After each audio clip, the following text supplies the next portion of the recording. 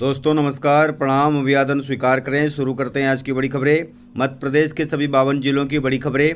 यदि आपको खबरें पसंद आए तो वीडियो को लाइक जरूर करिएगा और इसी प्रकार की खबरों के लिए आप चैनल को सब्सक्राइब कर लें। खबरें पूरी पाने के लिए वीडियो अंत तक जरूर देखिएगा। और आप हमें प्रदेश के किस जिले से देख रहे हैं कमेंट बॉक्स में ज़रूर बताइएगा। किसानों की आय में वृद्धि के लिए शिवराज सरकार बड़ी योजना बना रही है, तो चलिए देखते हैं ऐसी क्या योजना है जो किसानों की आय में वृद्धि करेगी। मध्य प्रदेश सरकार किसानों के लिए कार्य योजना तैयार कर रही है।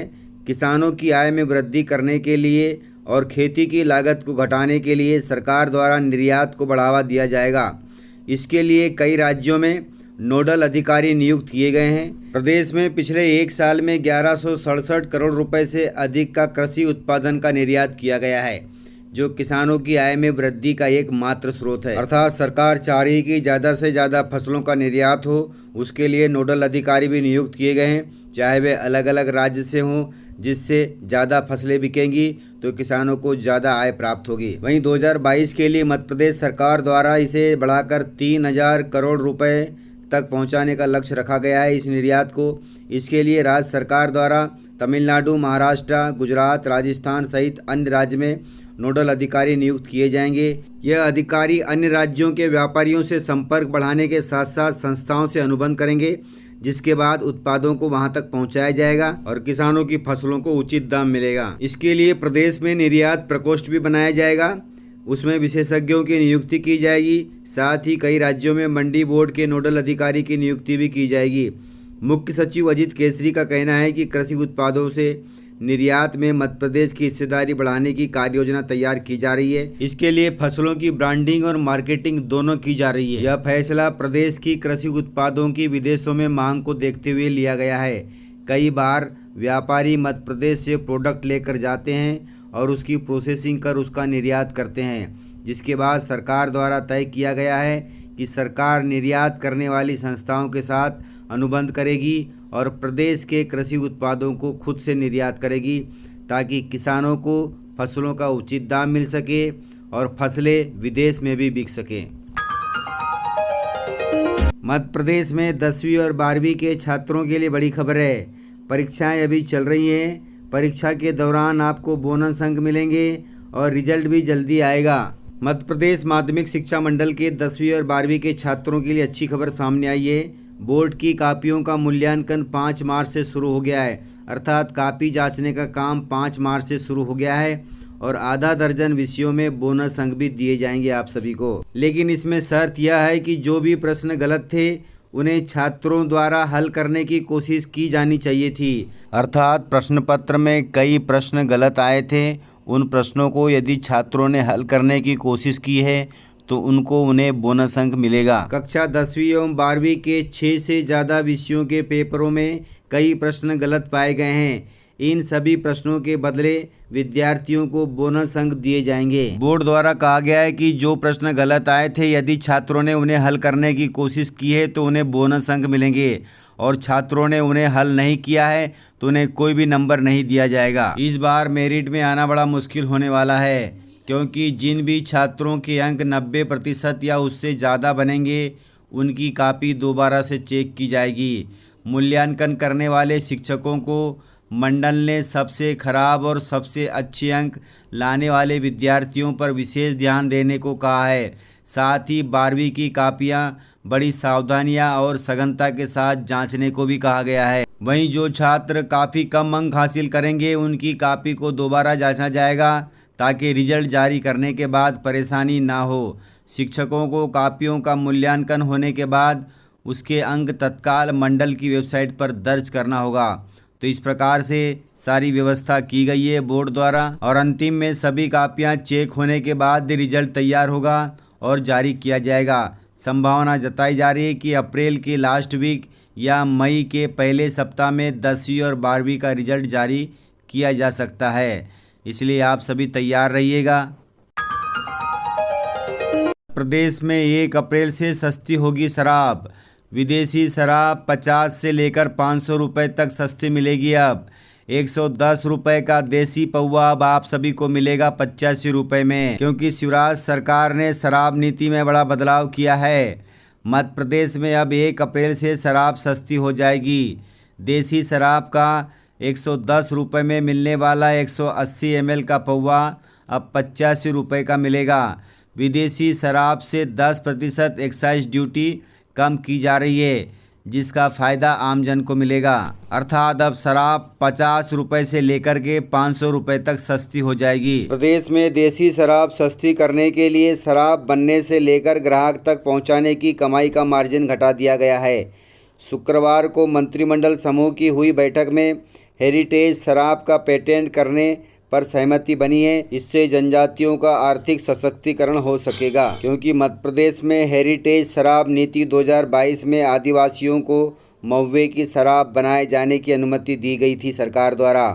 फिलहाल महुआ से शराब बनाया जाना पायलट प्रोजेक्ट के रूप में डिंडोरी और अलीराजपुर में लागू किया गया है, जो कि अभी शुरू हो चुका है। प्रदेश में राज्य सरकार द्वारा घोषित नई शराब नीति 1 अप्रैल से लागू होने जा रही है। इसमें खास बात यह है कि आम नागरिक जिनकी सालाना आय 1 करोड़ या अधिक है, वह 50,000 फीस जमा कर एक बार लाइसेंस ले सकते हैं। अभी व्यक्ति को 3 बोतल सील पैक और 1 खुली बोतल या 1 पेटी बियर रखने की अनुमति थी। नई व्यवस्था के तहत वह इस क्षमता का 4 गुना स्टॉक रख सकेगा। मध्य प्रदेश में आज से विधानसभा बजट सत्र शुरू होगा। सर्वदलीय बैठक में गृह मंत्री ने कहा है कि सरकार चर्चा को तैयार है, लेकिन कांग्रेस उठाएगी गौहत्या और किसान के मुद्दे। मध्य प्रदेश में 15वीं विधानसभा का बजट सत्र सोमवार 7 मार्च से 25 मार्च तक चलेगा।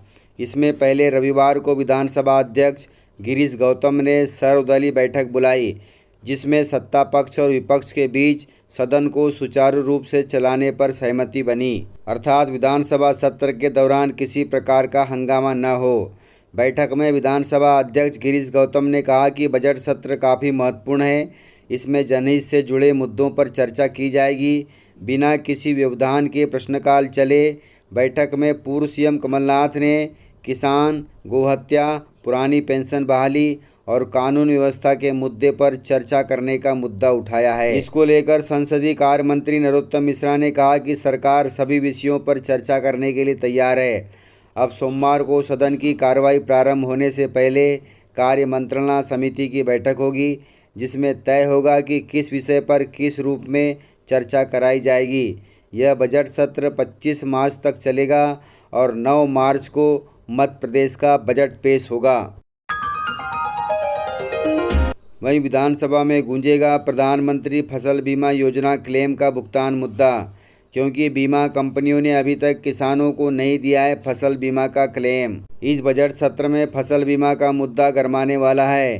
प्रमुख विपक्षी पार्टी कांग्रेस ने इसके संकेत विधानसभा बजट सत्र के पहले होने वाली सर्वदलीय बैठक के दौरान दे दिए हैं। प्रदेश के किसानों के बीच पिछले 1 महीने से पीएम फसल बीमा को लेकर ऊहापोह की स्थिति बनी हुई है। कई किसानों के बैंक खातों में फसल बीमा की राशि डाली गई है, वह कई किसानों को अब तक इंतजार करना पड़ रहा है। वहीं दूसरी ओर बीमा कंपनी अब तक पूरी स्थिति को क्लियर नहीं कर पाई है। इससे किसानों में असंतोष भी पनपने लगा है। 2 दिन पहले बैतूल में किसानों ने 25 किलोमीटर लंबा पैदल मार्च निकालते हुए फसल बीमा कंपनी के खिलाफ आक्रोश जताया था। वहीं सड़क पर जाम भी लगा दिया था। उसके बावजूद भी बीमा कंपनियों को सुध नहीं आई। इस बैठक के दौरान नेता प्रतिपक्ष कमलनाथ ने कहा कि फसल बीमा के क्लेम भुगतान को लेकर किसानों के बीच अनिश्चितता बनी हुई है। कई किसान फसल बीमा क्लेम से वंचित है। वहीं कृषि विभाग एवं बीमा कंपनी सूची उपलब्ध नहीं करवा रही है। इसके अलावा गेहूं उपार्जन के लिए प्रदेश में हो रहे पंजीयन की प्रक्रिया भी बहुत जटिल है। इससे किसानों को परेशानी भी हो रही है। वहीं प्रदेश में गायों की मृत्यु होना भी गंभीर विषय बना हुआ है। पूर्व सीएम कमलनाथ ने कहा कि इन सभी मामलों को कांग्रेस पुरजोर तरीके से विधानसभा के बजट सत्र में उठाएगी। किसानों के बैंक खातों में राशि 12 फरवरी को डाली गई थी, लेकिन बीमा कंपनी की अपूर्ण तैयारी के कारण बीमा क्लेम की राशि किसानों को संपूर्णतया अब तक नहीं मिल पाई है। आखिर ऐसा क्यों हो रहा है, इसकी कोई भी जानकारी नहीं मिल पा रही है। प्रदेश सरकार ने दावा किया है कि प्रदेश के 49 लाख किसानों के बैंक खातों में 7,168 करोड़ रुपए की राशि सिंगल क्लिक के माध्यम से भेज दी गई है। किंतु वास्तविकता यह है कि कई किसान अब भी फसल बीमा क्लेम से वंचित हैं। बड़ा सवाल यह है कि इसकी सूची कहाँ है। इस बारे में न तो कृषि विभाग जवाब दे रहे हैं और न ही एग्रीकल्चर इंश्योरेंस कंपनी के अधिकारी जवाब दे रहे हैं। नए नियम का लाभ कैसे मिलेगा किसानों को? फसल बीमा का भुगतान को लेकर प्रदेश सरकार ने नया नियम बनाया था। किसानों को 1000 रुपये से कम की बीमा राशि नहीं दी जाएगी। यह नियम भी स्पष्ट नहीं हो पाया है। ऐसे कितने किसान हैं जिनमें 1000 रुपये से कम की राशि मिलेगी, उसकी भी सूची अभी तक नहीं आ पाई है। तो इस प्रकार से सारी व्यवस्था है जो बजट सत्र में कांग्रेस उठाने वाली है। इस पर सरकार को संज्ञान लेना होगा क्योंकि किसान परेशान हो रहे हैं। तो इस प्रकार से जानकारियाँ थी। यदि आपको जानकारियाँ पसंद आई हो तो वीडियो को लाइक ज़रूर करिएगा, और यदि आपने वीडियो पूरा देखा है तो उसके लिए बहुत बहुत धन्यवाद। वीडियो को ज़्यादा से ज़्यादा अपने दोस्तों में शेयर करें ताकि वे भी जानकारियों से अपडेट रहें और जानकारियों का लाभ ले सकें। तो आज के वीडियो में इतना ही। मिलते हैं सर अगले वीडियो के साथ। तब तक के लिए जय हिंद, जय भारत।